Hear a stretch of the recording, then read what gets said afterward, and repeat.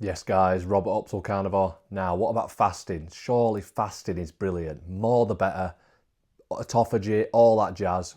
Let's break it down. How long should we fast for? Should we do it anyway? Like, why do we fast? Do we need to fast? Is it evolutionary consistent? First of all, I'd say if you're eating the optimal human diet, hint, hint, then you will naturally fall into these feasting and fasting. So you don't have to purposely force a fast. If you're listening to your body signals, which we'll get onto, if you've got rid of that noise, then you will be completely nourished if you're eating to satiety, which every other mammal in the wild does. Yes, there are massive benefits from fasting, but I think it's because we've feasted that you naturally fall into that rhythm. You've feasted, your body's like, thank you very much. You don't need to snack every 2 hours. You can crack on and we can get on with all the cellular repair, the autophagy, the mental resilience from doing it, cellular clear out, cellular repair, anti-carcinogenic properties, all these sort of things.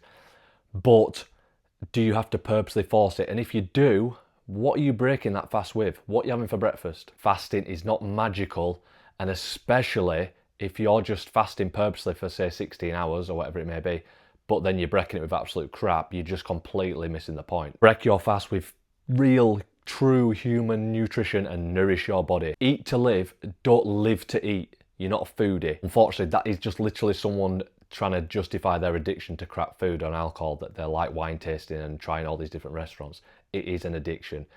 They don't want to admit it, but if they try and stop doing it, it'd be very, very difficult because it's addictive. So why don't you want to force a fast? It's actually because you can only harness so much body fat calorie wise. You can only harness so many calories from your body fat in a 24-hour period. Why is that relevant? Well, it's highly relevant depending how much body fat you have on your body. So somebody who's 50% body fat can fast a lot longer than somebody that's 10% body fat. And obviously someone who's 10% body fat can try and match them, say like they do 3 days each. But the person, that he could do it mentally, you could put yourself through it, he or she. But the person with less body fat is going to have ravenous hunger after probably 24 hours. Do you know, they're going to feel like maybe cold and groggy and bad mood. Whereas you look at your mate who's 50% body fat, he could go another 5 days. That is literally what it's for. Body fat is there for the winter that never comes. But evolutionarily, it's there to survive the winter, and it's there, it's fuel around your body. So why would you need to eat until that gets so low? I always think everyone's goal should be at least to maintain muscle mass and obviously build muscle mass, all the benefits which you don't need to get into. So the leaner you are, the less a fan I am of fasting for a longer time, because let's say you can only harness 30 calories per pound of body fat on your body. So that 50% body fat guy don't eat for a couple of weeks. That 10% body fat guy, if he might go over 24 hours and he can't get enough triglyceride energy from his body fat, what the body needs. The body obviously constantly needs energy, this basal metabolic rate. So what happens when he can only get a certain amount of calories from that 10% body fat left on its body? The next on the chopping board is skeletal muscle. In a nutshell, if you're very, very lean, the longer you fast, you're going to start losing muscle. No matter how high your growth hormone gets during the fast, it's just what your body needs. Your body needs a fuel source.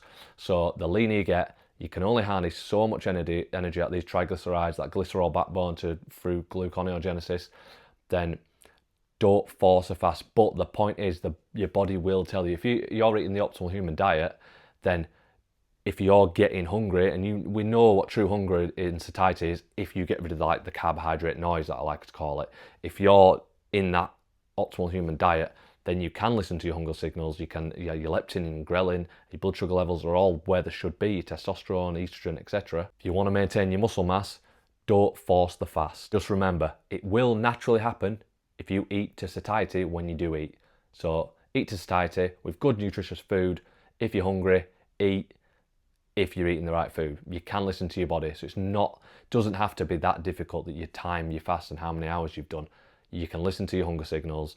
And don't be surprised if you've admit that you're like obese or very, very overweight. Do not be surprised that you can go days and days and you're not actually hungry.